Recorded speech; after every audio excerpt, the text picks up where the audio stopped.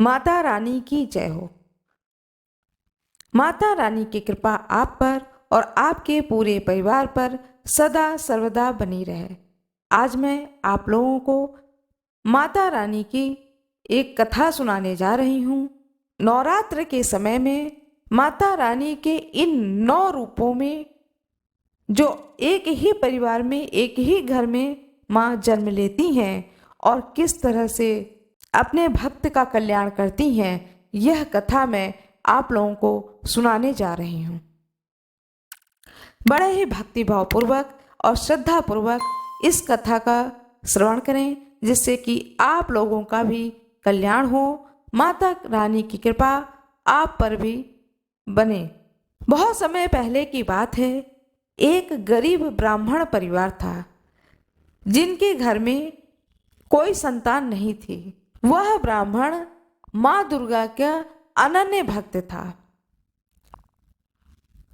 और नित्य वह दुर्गा सप्तशती का पाठ करता था और माता रानी से अपने दिल के हाल को सुनाता था और एक ही बात कहता था, हे माँ, मैं अपने दुख को किसे सुनाने जाऊं?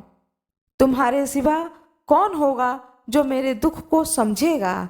मुझ पर कृपा करो। नित्य वह पाठ करता था और नित्य इसी बात को बोलता था।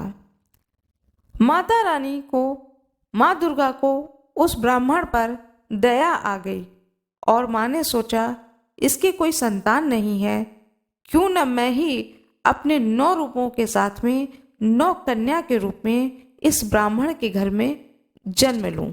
फिर माता रानी ने यह विचार किया और अपने 9 स्वरूपों को बुलाई, एकत्रित की और उन 9 स्वरूपों से कही कि आप सभी लोग अपने अपने अंश में इस ब्राह्मण परिवार के घर में जन्म लें, साथ में मैं भी जन्म लूंगी।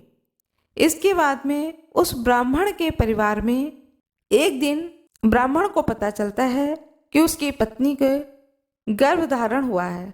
वह ब्राह्मण अत्यंत प्रसन्न होता है कि अब मेरे घर में, मेरे घर के आंगन में कोई बालक खेलेगा।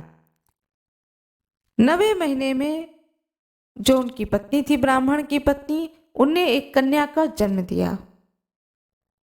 वह कन्या माँ शैलपुत्री थी, किंतु उस ब्राह्मण को इसकी जानकारी नहीं थी कि मेरे घर में स्वयं माता रानी ही आई हैं जिनकी मैं आराधना करता हूँ। वह व्यक्ति बहुत ही खुश हुआ कि मेरे घर में एक कन्या आई है, कोई बात नहीं है, संतान तो है। बहुत खुश होता है। खुश होने के बाद में अपनी यथाशक्ति से मंदिर में भोग लगाते हैं। माँ दुर्गा का पाठ नित्य जो वह करता था, उसने व्यक्ति ने करना नहीं छोड़ा। फिर 2 साल के बाद में फिर एक कन्या का जन्म होता है। इस तरह से करते करते 9 स्वरूप में माता रानी उस ब्राह्मण के घर में जन्म ले लेती हैं। अब वह ब्राह्मण बहुत परेशान होने लगता है कि मेरे घर में 9 कन्याएं हो गई हैं, संतान स्वरूप एक भी पुत्र नहीं है, और जब मैं बुजुर्ग हो जाऊंगा तो यह सारी कन्याएं अपने अपने घर को चली जाएंगी और बुढ़ापे में मुझे पानी देने वाला भी कोई नहीं होगा। उस ब्राह्मण को जरा सा भी नहीं पता था कि यह जो 9 कन्याएं हैं मेरे घर में, ये 9 देवियां हैं। धीरे धीरे वो 9 देवियां बड़ी होने लगीं, समझ आने लगा, और वो आभास नहीं होने देती थी ब्राह्मण को या उनकी पत्नी को कि वह देवियां हैं। एक सामान्य तरह से व्यवहार करती थी जैसे एक मनुष्य के बच्चे व्यवहार करते हैं। एक दिन ब्राह्मण की पत्नी ने ब्राह्मण से कहा, आप रोज घर के नित्य पूजा करके माता रानी की दुर्गा सप्तशती का पाठ करके फिर आप जहाँ कहीं भी आपको बुलाया जाता है वहाँ जाकर कथा सुनाकर आते हैं, या जो भी पूजा पाठ कराना होता है वह पूजा पाठ करके आते हैं, और फलस्वरूप आपको जो कोई भी इच्छा अनुसार दे देता है दान दक्षिणा, उसे लेकर आप आ जाते हैं, और उतने में ही हम लोगों का जीवन यापन हो रहा है। वो तो ठीक है कि हम लोग खा पी रहे हैं, लेकिन ये कन्याएं दिन प्रतिदिन बड़ी हो रही हैं, इनका विवाह कैसे होगा? अब ये भी सोचिए, और ये सोचिए कि अब थोड़ा सा इनकम बढ़ना चाहिए हम लोगों का। तो अब जब सेठ साहूकार के यहाँ जाएं तो बोल दें कि थोड़ा सा बढ़ा करके दक्षिणा दें। ब्राह्मण ने कहा कि मैं कह नहीं पाता हूँ कि बढ़ा करके कोई मुझे दक्षिणा दे। कहने में, मांगने में मुझे संकोच होता है। मैं नित्य प्रति पाठ करता हूँ और माँ दुर्गा से अपने दिल की बात कहता हूँ। वह अवश्य जब संतान दी हैं तो धन भी देंगी, जिससे कि इन कन्याओं का विवाह हो सकेगा। एक दिन ब्राह्मण देवता को किसी ने बुलाया कि आप मेरे घर आइए और सत्यनारायण भगवान की कथा को सुना दीजिए। वह ब्राह्मण देवता उनके घर कथा सुनाने गए।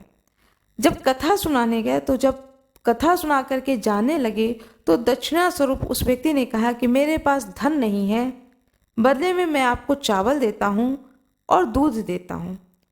दूध उसने सिर्फ 1 लीटर दूध दिया और बहुत ही थोड़ा सा चावल दिया।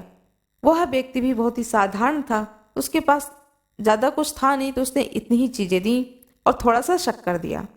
वह ब्राह्मण देवता बिना कुछ बोले उस व्यक्ति को चुपचाप ये तीनों चीज़ लेके अपने घर आ गए। उनकी पत्नी ने कहा, यह जो तुम दक्षिणा स्वरूप ये लाए हो चीज़ें, दूध, चावल और शक्कर, इससे खीर बन सकता है, लेकिन यह खीर भी केवल 2 ही लोगों के भर का बन पाएगा और हमारे घर में 9 कन्याएं हैं, साथ में 2 हम लोग हैं, यानी हमारे घर में 11 लोगों के बराबर कम से कम खीर तो इतनी बननी ही चाहिए कि हम सबको दे सकें। ब्राह्मण देवता ने कहा कि एक काम करो, जब सारी बेटियां सो जाएं तब तुम यह खीर बनाना और थोड़ा थोड़ा खीर हम लोग खा लेंगे, क्योंकि हम लोग इतने गरीब हैं कि हमारे घर में कोई भी मीठी चीज़ें, कोई भी अच्छी चीज़ें बनती ही नहीं हैं। आज उस व्यक्ति ने बड़े प्रेम भाव से जो उसके पास था उसने दिया है।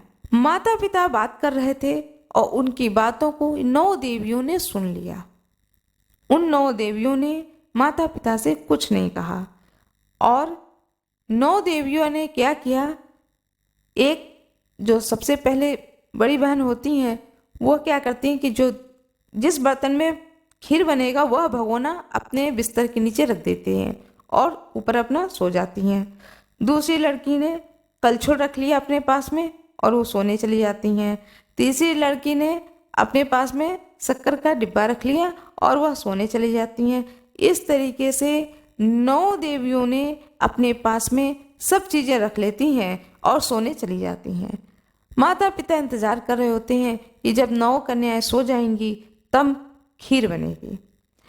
अब जब सब सो गई तो उनकी माँ उठी कि चूल्हा तो जल ही रहा है, बुझाया मैंने है नहीं, इसी में थोड़ा सा और आग बढ़ा दूं और भगोना रख करके उसमें दूध डाल दूंगी और खीर तैयार हो जाएगा। जब वह पूरे घर में घूम गई, देखी अरे भगोना तो है ही नहीं। आवाज़ लगाया, अपनी बड़ी बेटी से पूछा, बेटिया भगोना कहाँ है जिसमें दूध उबलता है? बिटिया ने कहा, क्या बात है माँ, रात में क्या आप बनाने जा रही हैं? बोली, कुछ नहीं, खीर बनने जा रही है। ठीक है, खीर आप बना रही हैं, ये भगोना लीजिए। माँ से बर्दाश्त नहीं हुआ, वह बोली, बेटी तू भी खीर खाना, बहुत सालों के बाद में आज कुछ मीठा घर में बन रहा है, लेकिन बहुत थोड़ा दूध है, बहुत थोड़ी शक्कर है, बहुत थोड़ा चावल है, इससे खीर भी बहुत थोड़ा बनेगा, तुम अपनी और बहनों को मत जगाना। बड़ी बहन ने कहा, जो स्वयं एक देवी माँ थी, कहा ठीक है माँ। अब चमची ढूंढने शुरू किया, खीर चलाएं कैसे? फिर वो दूसरी बेटी को उठाई, बोली, बिटिया वो चमची कहाँ रखा है? बिटिया ने पूछा, क्या बनने जा रहा है इतनी रात को? तो माँ ने सहजता से बता दिया, खीर बनाने जा रहे हैं, बहुत ही थोड़ा सा दूध है, बहुत थोड़ा सा चावल है, बहुत ही थोड़ा सा शक्कर है, तो खीर बहुत थोड़ा बनेगा। अच्छा तुम जाग गई हो तो तुम भी प्रसाद पा लेना। बिटिया ने कहा ठीक है, वो भी उठ के बैठ गई। इस तरह से एक एक चीज करके सभी लड़कियां जाग गईं। उसके बाद जब खीर बननी शुरू हुई, देवी माँ स्वयं पहुंची। जिस भगोने में खीर चढ़ाया गया था, माता रानी ने सिर्फ उस भगोने को छुआ तो पूरा भगोना दूध से भर गया। दूसरी देवी ने जब चलाया चमची से तो उसमें चावल की मात्रा बढ़ गई, और तीसरी देवी ने जब छुआ तो उसमें शक्कर की मात्रा बढ़ गई, चौथी देवी ने जब छुआ तो उसमें मेवे पड़ गए। इस तरह से 9 देवियों ने मिल करके उस खीर को, जो माँ और पिता बड़े श्रद्धा और भक्ति से बना रहे थे और सोच रहे थे कि अब एक एक चम्मच ही लेंगे, क्योंकि हमारे घर में तो बहुत दिनों के बाद में, बहुत वर्षों के बाद में यह खीर बन रहा है, तो इस खीर का सेवन हम लोग इस तरह से करेंगे। लेकिन जब सभी बेटियां जाग जाती हैं तो ब्राह्मण देवता कहते हैं कोई बात नहीं है, मन ही मन सोचते हैं माँ की जैसी इच्छा, चलो कोई बात नहीं है, प्रसाद स्वरूप मैं एक ही चम्मच प्रसाद ग्रहण कर लूँगा। लेकिन वहाँ पर तो भगोना भर करके खीर तैयार हो जाता है, और जब परसना शुरू करती है माता रानी तो सुगंध, उस खीर की सुगंध पूरे घर में भर जाती है। ब्राह्मण देवता कहते हैं अपनी पत्नी से, बड़ी अच्छी खुशबू आ रही है। वो बोलती हैं खीर मैं नहीं बना रही हूँ, वह सभी लड़कियां जाग गई हैं, वही लोग मिलकर के सारा खीर बना रही हैं, मैं देखिए यहाँ पर बैठी हुई हूँ। ब्राह्मण देवता माता रानी को याद करने लगे, हे माता रानी इतना देना खीर कि उसमें सारी बेटियां प्रसाद को ग्रहण कर लें। ब्राह्मण देवता के पुकार को माता रानी स्वीकार करती हैं और प्रसन्न हो जाती हैं और आशीर्वाद देती हैं उस ब्राह्मण देवता को कि मेरे आशीर्वाद से अब इस घर में किसी चीज़ की कमी नहीं होगी, न धन की, न जन की, न ही यश की, न ही वैभव की। जिस भाव के साथ में यह ब्राह्मण देवता नित्य मेरी पूजा करता है, नित्य दुर्गा सप्तशती का पाठ करता है, अब इस घर में किसी तरह का दुख का वास नहीं होगा, यह आशीर्वाद उस ब्राह्मण देवता को देती हैं। इस प्रकार उन 9 देवियों ने मिलकर के वह खीर बनाई। खीर बना करके वह जब हटती हैं तो ब्राह्मण की जो पत्नी होती हैं वह कहती हैं कि थोड़ा सा खीर निकाल दो तो माता रानी को भोग लगा दिया जाएगा। माता रानी एक कटोरी में खीर निकालती हैं और कहती हैं ठीक है, और स्वयं बैठ करके खाने लगती हैं। फिर वह उठती हैं, कहती हैं मेरी बेटियों को बहुत दिनों के बाद में खीर खाने को मिला है, तो ये भोग लगाने नहीं गई बल्कि स्वयं ही खाने बैठ गई हैं। कोई बात नहीं है, मैं ही जाती हूँ, जा कर के सबसे पहले माँ दुर्गा को भोग में खीर चढ़ाती हूँ। वह लेकर के जाती है कटोरी में अपने घर के मंदिर में, और उस खीर को माँ के सामने रख करके वह ब्राह्मण की पत्नी की आंखों में आंसू आ जाता है और वह प्रार्थना करती है, हे देवी माँ, मेरी ये बेटियां जिस घर में जाएं, जहाँ भी जाएं, सदा सर्वदा खुश रहें और सुख संपत्ति वैभव इनको सब कुछ प्राप्त हो। वह यह नहीं जानती थी कि ये जो 9 देवियां हैं यह मेरे घर में कन्या के रूप में जन्म ली हैं, मैं इन्हें क्या दूंगी, ये तो स्वयं मेरा उद्धार कर देंगी।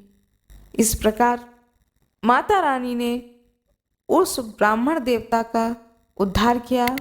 माता रानी अपने भक्तों पर कृपा सदा बनाए रखती हैं, और जो कोई भी भक्ति भाव से उनकी आराधना करता है माँ की कृपा सदा सर्वदा उन पर बनी रहती है।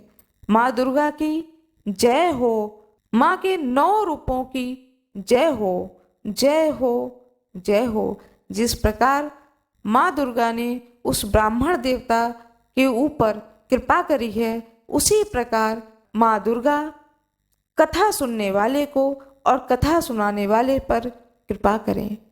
माता रानी की जय हो, वैष्णो माता की जय हो। जय माता दी। वीडियो को लाइक कर दीजिएगा, चैनल को सब्सक्राइब कर दीजिएगा और कृपया बेल आइकन दबाना। माता रानी की कृपा आप पर और आपके पूरे परिवार पर सदा सर्वदा बनी रहे। आज मैं आप लोगों को वैष्णो माता की कथा सुनाने जा रही हूँ। शारदीय नवरात्र चल रहा है। इस नवरात्र के समय में बहुत सारे भक्तगण माता रानी की कृपा को पाने के लिए वैष्णो देवी के मंदिर जाते हैं और माता रानी के दर्शन को प्राप्त करते हैं। पुण्य फल स्वरूप माता रानी उनके सारे मनोकामनाओं की पूर्ति करते हैं। आइए आज मैं आप लोगों को माता वैष्णो की कथा सुनाने जा रही हूँ। प्रेम पूर्वक बोलिए, माता वैष्णो की जय हो। बड़े ही श्रद्धा और विश्वास के साथ माता रानी की इस कथा को सुने। एक बार पहाड़ों वाली माता ने अपने एक परम भक्त पंडित श्रीधर की भक्ति से प्रसन्न होकर उसकी लाज बचाई और पूरे सृष्टि को अपने अस्तित्व का प्रमाण दिया। वर्तमान समय कटरा कस्बे से 2 किलोमीटर की दूरी पर स्थित है हंसाली नामक गांव, जहां पर मां वैष्णो देवी के परम भक्त श्रीधर रहते थे। वह निसंतान होने से दुखी रहते थे। एक दिन उन्होंने नवरात्रि पूजन के लिए कुंवारी कन्याओं को बुलवाया और माता वैष्णवी कन्या वेश में उन्हीं के बीच आकर बैठ गईं। पूजन के बाद सभी कन्याएं तो चली गईं, पर मां वैष्णो देवी वहीं रहीं और श्रीधर से बोली, सबको अपने घर पर भंडारे का निमंत्रण दे आओ। श्रीधर ने उस दिव्य कन्या की बात को मान ली और आसपास के गांवों में भंडारे का संदेश पहुंचा दिया। वहां से लौटकर आते समय गुरु गोरखनाथ व उनके शिष्य बाबा भैरवनाथ जी के साथ उनके दूसरे शिष्यों को भी भोजन का निमंत्रण दिया गया। भोजन का निमंत्रण पाकर सभी गांववासी अचंभित थे कि वह कौन सी कन्या है जो इतने सारे लोगों को भोजन करवाना चाहती है। इसके बाद श्रीधर के घर में अनेक गांववासी आकर भोजन के लिए एकत्रित हुए। तब कन्या रूपी मां वैष्णो देवी ने एक विचित्र पात्र से सभी को भोजन परोसना शुरू किया। भोजन को परोसते हुए जब वह कन्या भैरवनाथ के पास गई, तब उसने कहा कि मैं तो खीर पूरी की जगह मांस का भक्षण और मदिरा पान करूंगा। तब कन्या रूपी मां ने उसे समझाया कि यह ब्राह्मण के यहाँ का भोजन है, इसमें मांसाहार नहीं किया जाता। किंतु भैरवनाथ ने जानबूझकर अपनी बात पर अड़ा रहा। जब भैरवनाथ ने उस कन्या को पकड़ना चाहा, तब मां ने उसके कपट को जान लिया।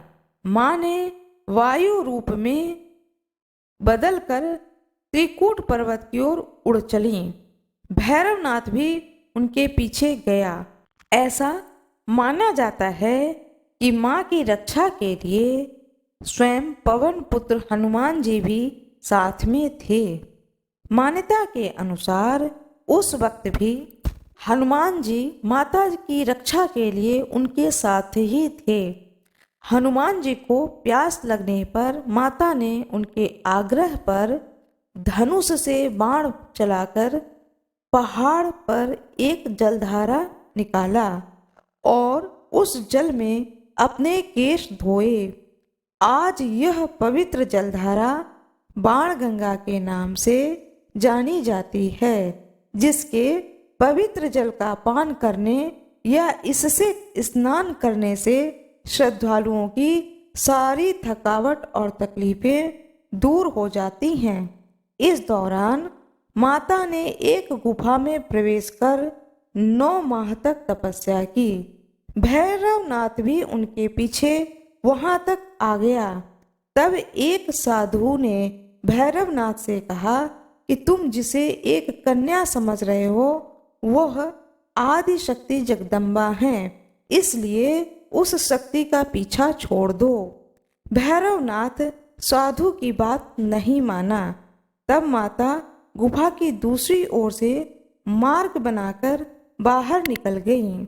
वह गुफा आज भी अर्धकुमारी या आदि कुमारी या गर्भजून के नाम से प्रसिद्ध है। अर्धकुमारी के पहले माता की चरण पादुका का भी वहां पर दर्शन होता है। वह स्थान है जहां माता ने भागते भागते मुड़कर भैरवनाथ को देखा था। गुफा से बाहर निकलकर कन्या ने देवी का रूप धारण किया। माता ने भैरवनाथ को चिताया और वापस जाने को कहा, फिर भी वह नहीं माना। माता रानी गुफा के भीतर चली गईं। तब माता की रक्षा के लिए हनुमान जी ने गुफा के बाहर भैरव से युद्ध किया। भैरव ने भी हार नहीं मानी और जब वीर हनुमान निढाल होने लगे तब माता वैष्णवी ने महाकाली का रूप लेकर भैरवनाथ का संहार कर दिया। भैरवनाथ का सिर कटकर भवन से 8 किलोमीटर दूर त्रिकूट पर्वत की भैरव घाटी में गिरा। उस स्थान को भैरवनाथ के मंदिर के नाम से आज भी जाना जाता है। जिस स्थान पर माँ वैष्णो देवी ने हठी भैरवनाथ का वध किया वह स्थान पवित्र गुफा अथवा भवन के नाम से प्रसिद्ध है। इसी स्थान पर माँ काली दाईं ओर, माँ सरस्वती मध्य में और माँ लक्ष्मी बाईं ओर पिंडी के रूप में गुफा में विराजित हैं। इन तीनों के समन्वित रूप को ही माँ वैष्णो के रूप को कहा जाता है। ये तीनों भव्य पिंडियों के साथ कुछ श्रद्धालु भक्त एवं जम्मू कश्मीर के भूतपूर्व नरेश द्वारा स्थापित मूर्तियां एवं यंत्र इत्यादि हैं। कहा जाता है कि अपने वध के बाद भैरवनाथ को अपनी भूल का पश्चाताप हुआ और उसने माँ से क्षमा दान की भीख मांगी। माता वैष्णो देवी जानती थीं कि उन पर हमला करने के पीछे भैरव की प्रमुख मंशा मोक्ष प्राप्त करने की थी। उन्होंने न केवल भैरव को पूर्व जन्म के चक्र से मुक्ति प्रदान की बल्कि उसे वरदान देते हुए कहा कि मेरे दर्शन तब तक पूरे नहीं माने जाएंगे जब तक कोई भक्त मेरे बाद तुम्हारे दर्शन नहीं करेगा। उसी मान्यता के अनुसार आज भी भक्त माता वैष्णो देवी के दर्शन करने के बाद 8 किलोमीटर की खड़ी चढ़ाई चढ़कर भैरवनाथ के दर्शन को जाते हैं। इस बीच वैष्णो देवी ने 3 पिंड सिर सहित एक चट्टान का आकार ग्रहण किया और सदा ही ध्यान मग्न हो गईं। इस बीच पंडित श्रीधर अधीर हो गए। वे त्रिकुटाम्बर पर्वत की ओर उसी रास्ते आगे बढ़े जो उन्होंने सपने में देखा था। अंततः वे गुफा के द्वार पर पहुंचे। उन्होंने कई विधियों से पिंडों की पूजा की और फिर उस पूजा को अपनी दिनचर्या बना ली। देवी उनकी पूजा से प्रसन्न हुई और उनके सामने प्रकट हुई और उन्हें आशीर्वाद दिया। तब से श्रीधर और उनके वंशज देवी माँ वैष्णो देवी की पूजा करते आ रहे हैं। माता वैष्णो की जय हो। माता काली की जय हो। माता सरस्वती की जय हो। माता लक्ष्मी की जय हो। माता वैष्णो देवी की एक अन्य पौराणिक कथा है जिसे मैं आप लोगों को सुनाने जा रही हूँ। माता वैष्णो की जय हो। बड़े ही श्रद्धा भाव पूर्वक इस कथा को सुने जिससे कि माता रानी की कृपा आपको प्राप्त हो।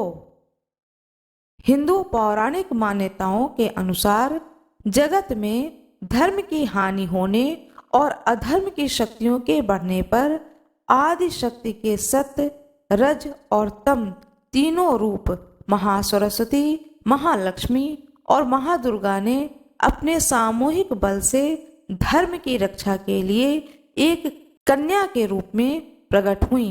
यह कन्या त्रेता युग में भारत के दक्षिण समुद्री तट पर रामेश्वर में पंडित रत्नाकर की पुत्री के रूप में अवतरित हुईं। कई सालों से संतानहीन रत्नाकर ने बच्ची को त्रिकुटा नाम दिया, परंतु भगवान विष्णु के अंश के रूप में प्रकट होने के कारण वैष्णवी नाम से विख्यात हुईं। लगभग 9 वर्ष की होने पर उस कन्या को जब यह मालूम हुआ कि भगवान विष्णु ने भी इस भूलोक में भगवान श्री राम के रूप में अवतार लिया है, तब वह भगवान श्री राम को पति मानकर उनको पाने के लिए कठोर तप करने लगीं। जब श्री राम सीता जी के हरण के बाद माता सीता की खोज करते हुए रामेश्वर पहुँचे, तब समुद्र तट पर ध्यान मग्न कन्या को देखा। उस कन्या ने श्री राम से उसे पत्नी के रूप में स्वीकार करने को कहा। भगवान श्री राम ने उस कन्या से कहा कि उन्होंने इस जन्म में सीता जी से विवाह किया है और वह एक पत्नी व्रत का प्रण लिए हैं, किंतु कलयुग में मैं कलिक अवतार लूंगा और तुम्हें अपनी पत्नी के रूप में स्वीकार करूंगा। उस समय तुम हिमालय में स्थित त्रिकूट पर्वत की श्रेणी में जाकर तप करो और भक्तों के कष्ट और दुखों का नाश कर जगत कल्याण करती रहो। जब श्री राम ने रावण के विरुद्ध विजय प्राप्त किया, तब माँ ने नवरात्र मनाने का निर्णय लिया। इसलिए तब से लोग 9 दिनों के अवधि में रामायण का भी पाठ लोग करते हैं। श्री राम ने वचन दिया था कि समस्त संसार द्वारा माँ वैष्णो देवी की स्तुति गाई जाएगी। त्रिकुटा वैष्णो देवी के रूप में प्रसिद्ध होंगी और सदा के लिए अमर हो जाएंगी। माता वैष्णो देवी की जय हो, प्रभु राम की जय हो। श्री दुर्गाय नमः। पार्वती जी से भगवान शंकर कहते हैं, हे कमलानने, अब मैं अष्टोत्तर शत नाम का वर्णन करता हूँ, सुनो। जिसके प्रसाद पाठ या श्रवण मात्र से परम साध्वी भगवती दुर्गा प्रसन्न हो जाती हैं।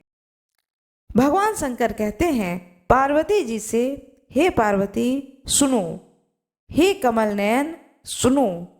जिस 108 नाम के श्रवण करने से माँ दुर्गा प्रसन्न हो जाती हैं, वह 108 नाम आज मैं आपको बताने जा रहा हूँ, उसका तुम श्रवण करो।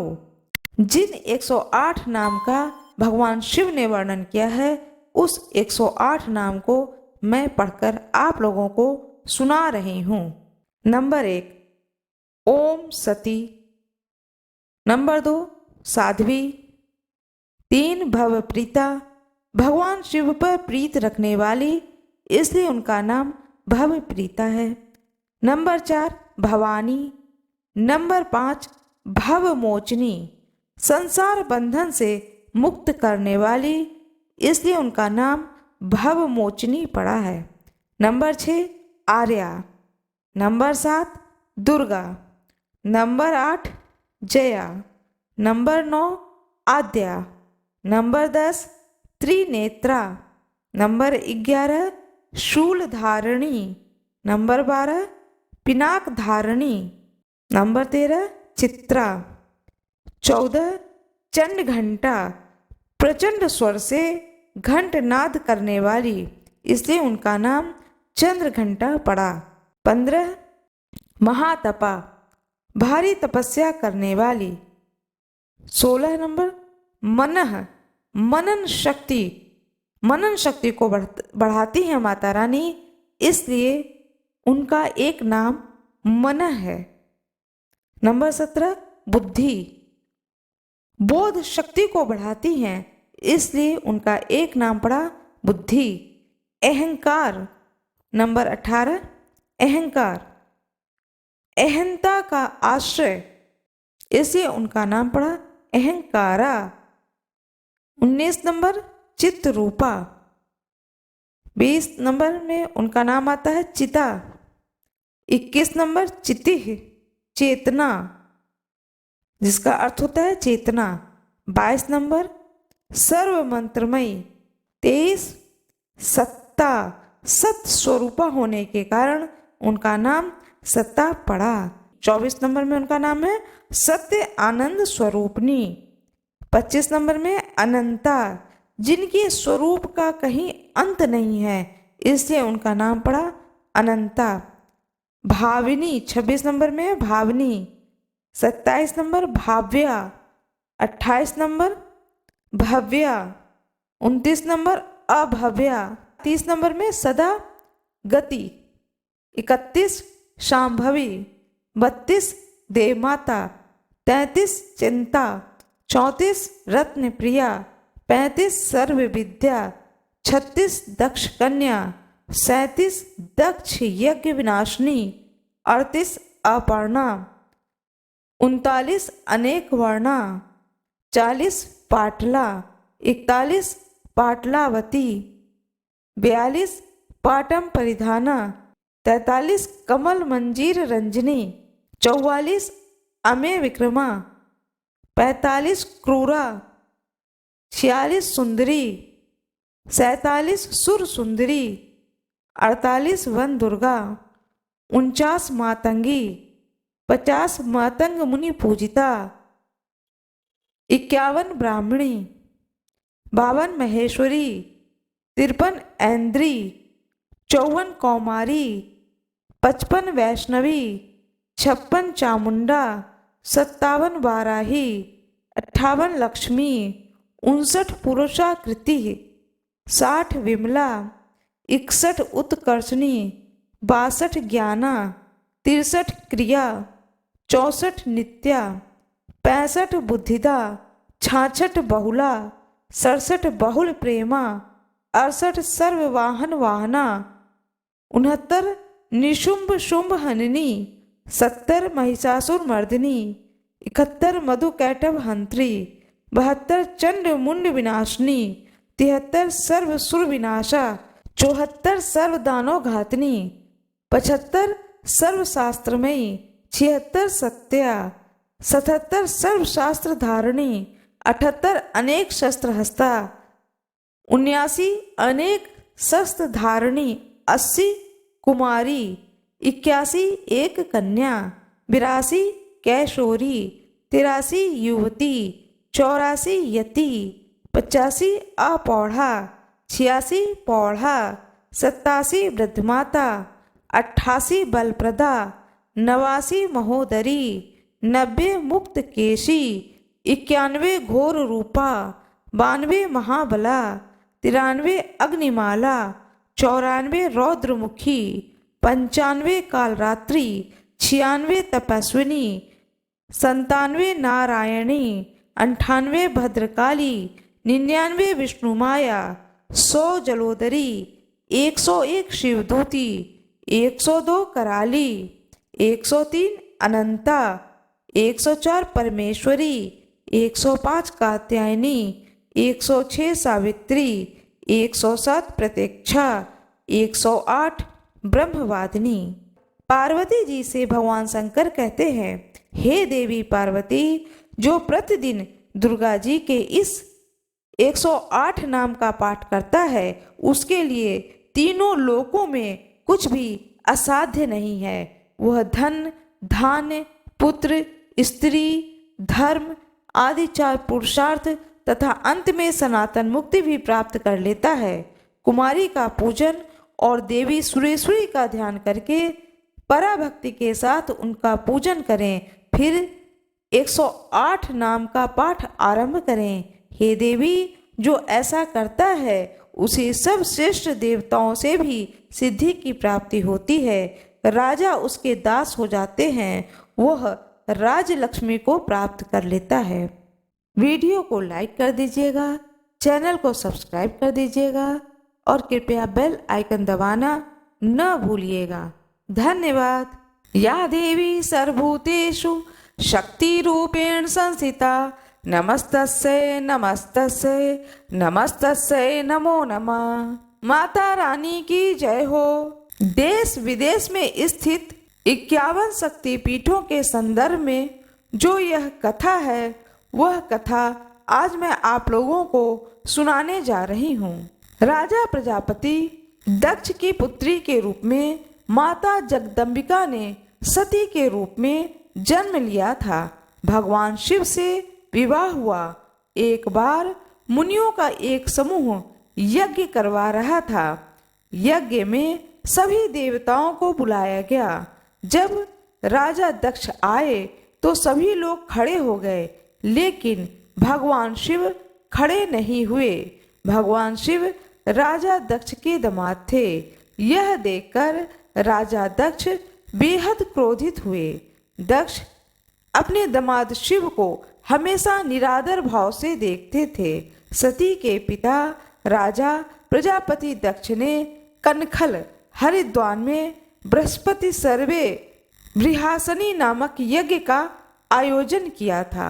उस यज्ञ में ब्रह्मा, विष्णु, इंद्र और सभी देवी देवताओं को आमंत्रित किया, लेकिन जानबूझ करके अपने जमाता और सती के पति भगवान शिव को इस यज्ञ में शामिल होने के लिए निमंत्रण नहीं भेजा था, जिससे भगवान शिव इस यज्ञ में शामिल नहीं हुए। नारद जी सती को बताते हैं कि उनके पिता के यहाँ यज्ञ हो रहा है, लेकिन उन्हें निमंत्रित नहीं किया गया है। इसे जानकर वे क्रोधित हो उठी। नारद जी ने उन्हें सलाह दी कि पिता के यहाँ जाने के लिए बुलावे की जरूरत नहीं होती है। जब सती अपने पिता के घर जाने लगी तो भगवान शिव ने मना किया, लेकिन सती पिता द्वारा न बुलाए जाने पर और शंकर जी के रोकने पर भी जिद करके यज्ञ में शामिल होने के लिए चली गईं। यज्ञ स्थल पर सती ने अपने पिता दक्ष से शंकर जी को आमंत्रित न करने का कारण पूछा। पिता से उग्र विरोध प्रकट किया। इस पर दक्ष ने भगवान शंकर के विषय में माता सती के सामने ही अपमानजनक बातें करने लगे।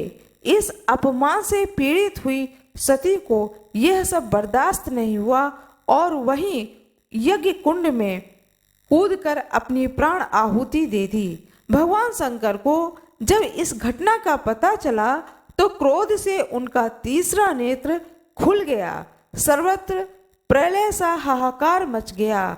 भगवान शंकर के आदेश पर वीरभद्र ने दक्ष का सिर काट दिया और अन्य देवताओं को शिव निंदा सुनने की भी सजा दी।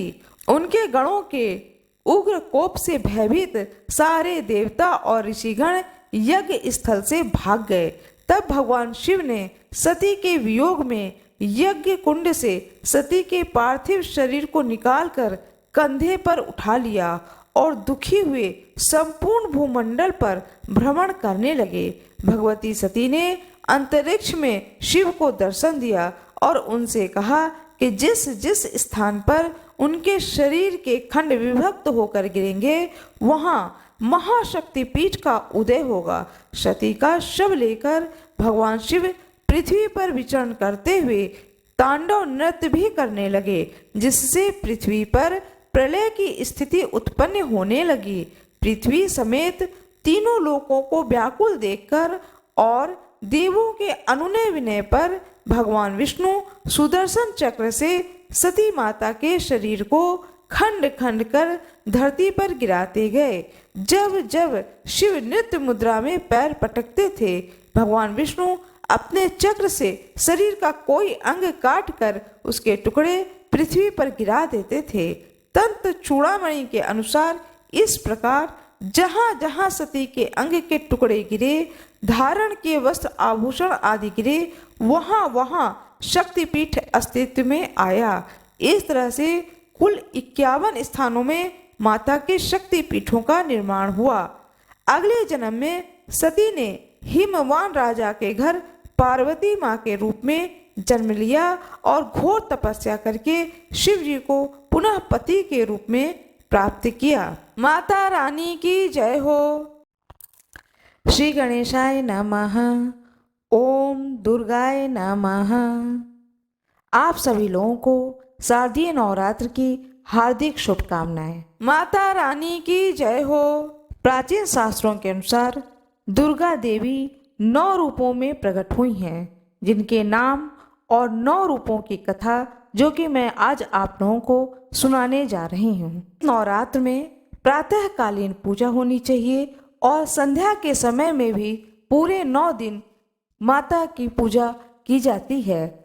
शाम के समय में भी अखंड पाठ लोग करते हैं। जो अखंड पाठ नहीं कर पाते हैं वह सुनते हैं, या जो माता रानी के 9 रूपों की कथा है उन्हें भी सुनना चाहिए। कथा को सुनने के बाद में आरती करना चाहिए, क्षमा प्रार्थना करनी चाहिए और इस प्रकार से माता रानी को प्रसन्न करना चाहिए। अब मैं आप लोगों को कथा सुनाने जा रही हूँ। माता रानी सबसे पहले प्रथम रूप में प्रकट हुई हैं, माँ काली के रूप में। माँ काली की कथा। एक समय की बात है जब पूरा सारा संसार प्रलय से ग्रस्त हो गया था। चारों ओर पानी ही पानी दिखाई देता था। उस समय भगवान विष्णु की नाभि से एक कमल उत्पन्न हुआ। उस कमल से ब्रह्मा जी निकले। इसके अलावा भगवान नारायण के कानों से कुछ मैल भी निकला। उस मैल से कैटभ और मधु नाम के 2 दैत्य बन गए। जब उन दैत्यों ने चारों ओर देखा तो ब्रह्मा जी के अलावा उन्हें कुछ भी दिखाई नहीं दिया। ब्रह्मा जी को देखकर वो दैत्य ब्रह्मा जी को मारने के लिए दौड़े। तब भयभीत हुए ब्रह्मा जी ने विष्णु भगवान की स्तुति की। स्तुति से विष्णु भगवान की आंखों में जो महामाया ब्रह्म की योग निद्रा के रूप में निवास करती थीं वह लोप हो गईं और भगवान विष्णु की नींद खुल गई। उनके जागते ही वे दोनों दैत्य भगवान विष्णु से लड़ने लगे। इस प्रकार 5000 वर्ष तक युद्ध चलता रहा। अंत में महामाया ने असुरों की बुद्धि को बदल दिया। तब वे असुर विष्णु भगवान से बोले, हम आपके युद्ध से आपसे बहुत प्रसन्न हैं, जो चाहो वर मांग लो। भगवान विष्णु ने मौका पाया और कहने लगे कि यदि हमें वर देना ही चाहते हैं आप दोनों तो कृपया यह वर दें कि दैत्यों का नाश हो। दैत्यों ने कहा ऐसा ही होगा। ऐसा कहते ही महाबली दैत्यों का वध हो गया। जिसने असुरों की बुद्धि को बदला था वह महाकाली थीं। माँ महाकाली की जय हो। या देवी सर्वभूतेषु शक्ति रूपेण संस्थिता नमस्तस्यै नमस्तस्यै नमस्तस्यै नमो नमः। अब मैं आप लोगों को दूसरी कथा सुनाने जा रही हूँ, माँ लक्ष्मी की कथा। एक समय महिषासुर नाम का दैत्य हुआ। उसने समस्त राजाओं को हराकर पृथ्वी और पाताल पर अपना अधिकार जमा लिया। जब वह देवताओं से युद्ध करने लगा तो देवता भी उससे युद्ध में हार मानकर भागने लगे। भागते भागते वे भगवान विष्णु के पास जा पहुँचे। उस दैत्य से बचाने के लिए स्तुति करने लगे। देवताओं की स्तुति करने से भगवान विष्णु और शंकर जी प्रसन्न हुए। तब उनके शरीर से एक तेज निकला जिसने महालक्ष्मी का रूप धारण किया। इन्हीं महालक्ष्मी ने महिषासुर दैत्य को युद्ध में मारकर देवताओं के कष्ट को दूर किया। या देवी सर्वभूतेषु लक्ष्मी रूपेण संस्थिता नमस्तस्यै नमस्तस्यै नमस्तस्यै नमो नमः। अब मैं आप लोगों को सुनाने जा रही हूँ माता रानी की तीसरी कथा, महासरस्वती या चामुंडा की कथा। एक समय शुंभ और निशुंभ नाम के 2 दैत्य बहुत ही बलशाली थे। उनसे युद्ध में मनुष्य तो क्या देवता तक हार गए। जब देवताओं ने देखा कि अब युद्ध में नहीं जीत सकते तब वह स्वर्ग छोड़कर भगवान विष्णु की स्तुति करने लगे। उस समय भगवान विष्णु के शरीर में से एक ज्योति प्रकट हुई जो कि महासरस्वती थीं। महासरस्वती अत्यंत रूपवान थीं। उनका रूप देखकर वे दैत्य मुग्ध हो गए और अपना सुग्रीव नाम का दूत उस देवी के पास में अपनी इच्छा प्रकट करते हुए भेजा। उस दूत को देवी ने वापस कर दिया। इसके बाद उन दोनों ने कुछ सोच समझकर अपने सेनापति धूम्राक्ष को सेना सहित भेजा, जो देवी द्वारा सेना सहित मार दिया गया। इसके बाद रक्त बीज लड़ने आया, जिसके रक्त की एक बूंद जमीन पर गिरने से एक वीर पैदा होता था। देवी जी रक्त बीज के शरीर से निकले रक्त को अपने खप्पर में लेकर पी गईं। इस प्रकार वह भी दैत्य मारा गया। अंत में चामुंडा से शुंभ और निशुंभ स्वयं दोनों लड़ने आए और माँ देवी के हाथों मारे गए। या देवी सर्वभूतेषु निद्रा रूपेण संस्थिता नमस्तस्यै नमस्तस्यै नमस्तस्यै नमो नमः। माता रानी का चौथा रूप में प्रकट होना। माँ का जो चौथा रूप है योग माया रूप है। आइए सुनते हैं माँ योग माया की कथा। जब कंस ने वसुदेव देवकी के 6 पुत्रों का वध कर दिया था और 7वें गर्भ में शेष नाग बलराम जी आए तो रोहिणी के गर्भ में प्रविष्ट होकर प्रकट हुए। तब 8वां जन्म कृष्ण जी का हुआ। साथ ही साथ गोकुल में यशोदा जी के गर्भ में योग माया का जन्म हुआ, जो वासुदेव जी के द्वारा कृष्ण के बदले मथुरा में लाई गई थी। जब कंस ने कन्या स्वरूप उस योग माया को मारने के लिए पटकना चाहा तो वह देवी हाथ से छूट गईं और आकाश में जाकर देवी का रूप धारण कर लिया। आगे चलकर इसी योग माया ने कंस से कहा, रे दुष्ट, तुझे मारने के लिए तो स्वयं ईश्वर प्रकट हो चुके हैं। इसी प्रकार योग माया ने कृष्ण के साथ योग विद्या और महाविद्या बनकर कंस चारूण आदि शक्तिशाली असुरों का संहार किया। या देवी सर्वभूतेषु विष्णु मायेति संस्थिता नमस्तस्यै नमस्तस्यै नमस्तस्यै नमो नमः। माँ दुर्गा की 5वीं कथा। रक्त दंतिका के नाम से माता रानी का आविर्भाव हुआ। एक बार वैप्रचिति नाम के असुर ने बहुत से कुकर्म करके पृथ्वी को व्याकुल कर दिया। उसने मनुष्य ही नहीं बल्कि देवताओं तक को बहुत ही दुख दिया। देवताओं और पृथ्वीवासियों की प्रार्थना पर उस समय माँ दुर्गा देवी ने रक्त दंतिका नाम से अवतार लिया और वैप्रचित आदि असुरों को मार डाला, उनका रक्तपान किया। इस कारण ही इनका नाम रक्त दंतिका पड़ा। या देवी सर्वभूतेषु पुच्छाया रूपेण संस्थिता नमस्तस्यै नमस्तस्यै नमस्तस्यै नमो नमः। माता रानी का 6ठे रूप में आविर्भाव हुआ। 6ठा रूप है शाकुंभरी माता।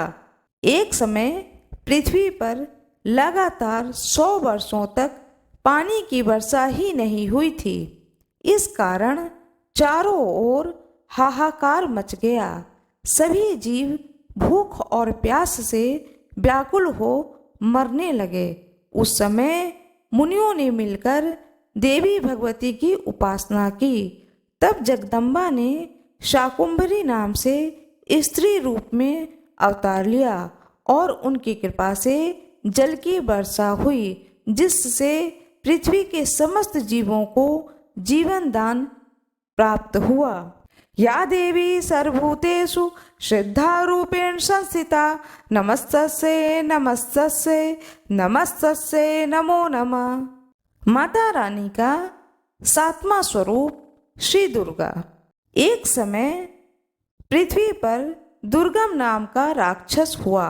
उसके डर से पृथ्वी ही नहीं स्वर्ग और पाताल निवासी भी भयभीत रहते थे। ऐसी विपत्ति के समय में भगवान की शक्ति ने दुर्गा या दुर्गसेनी के नाम से अवतार लिया और दुर्गम राक्षस को मारकर ब्राह्मणों और हरि भक्तों की रक्षा की। दुर्गम राक्षस को मारने के कारण ही तीनों लोकों में इनका नाम दुर्गा देवी प्रसिद्ध हुआ। या देवी सर्वभूतेषु विश्वास रूपेण संस्थिता नमस्तस्यै नमस्तस्यै नमस्तस्यै नमो नमः। माता रानी का 6ठे रूप में अवतरण हुआ ब्राह्मणी के रूप में। एक बार महा अत्याचारी अरुण नाम का एक असुर पैदा हुआ। उसने स्वर्ग में जाकर उपद्रव करना शुरू कर दिया। देवताओं की पत्नियों का सतीत्व नष्ट करने की कुचेष्टा करने लगा। अपने सतीत्व की रक्षा के लिए देव पत्नियों ने भौरों का रूप धारण कर लिया और दुर्गा देवी की प्रार्थना करने लगीं। तब पत्नियों के दुख को जानकर माँ दुर्गा ने ब्राह्मणी का रूप धारण करके उस असुर को उसकी सेना सहित मार डाला और देव पत्नियों के सतीत्व की रक्षा करी। या देवी सर्वभूतेषु वृत्ति रूपेण संस्थिता नमस्तस्यै नमस्तस्यै नमस्तस्यै नमो नमः। माता रानी का 9वां रूप चंडिका के रूप में आविर्भाव हुआ। एक बार पृथ्वी पर चंद्रमुंड नाम के 2 राक्षस पैदा हुए। ये दोनों इतने बलवान थे कि संसार में अपना राज्य फैला लिया और स्वर्ग के देवताओं को हराकर वहाँ भी अपना अधिकार जमा लिया। इस प्रकार देवता बहुत ही दुखी हुए और माँ की स्तुति करने लगे। तब देवी चंडिका के रूप में माँ अवतरित हुईं और चंडमुंड नामक राक्षसों को मारकर संसार के दुख को दूर किया। साथ में देवताओं का गया हुआ स्वर्ग पुनः उन्हें वापस मिल गया। या देवी सर्वभूतेषु व्याप्ति रूपेण संस्थिता नमस्तस्यै नमस्तस्यै नमस्तस्यै नमो नमः। माता दुर्गा की जय हो। शाकंभरी माता की जय हो। रक्त दंतिका माता की जय हो। माता के 9 रूपों की जय हो। भगवान गणेश की जय हो। यदि यह मेरा वीडियो आप लोगों को अच्छी लगी हो तो कृपया वीडियो को लाइक करना ना भूलिएगा। कमेंट बॉक्स में जय माता दी अवश्य लिख दीजिएगा। चैनल को सब्सक्राइब कर दीजिएगा। बेल आइकन जरूर दबा दीजिएगा। धन्यवाद।